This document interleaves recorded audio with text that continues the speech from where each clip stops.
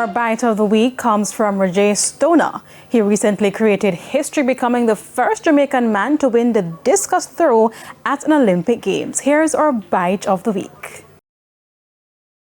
I've been here, it felt like I've been in Paris for a month. It's only been like 2 weeks.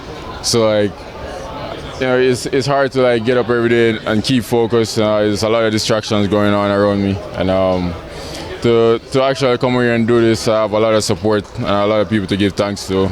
Coaches, family, they were here in the crowd cheering me on.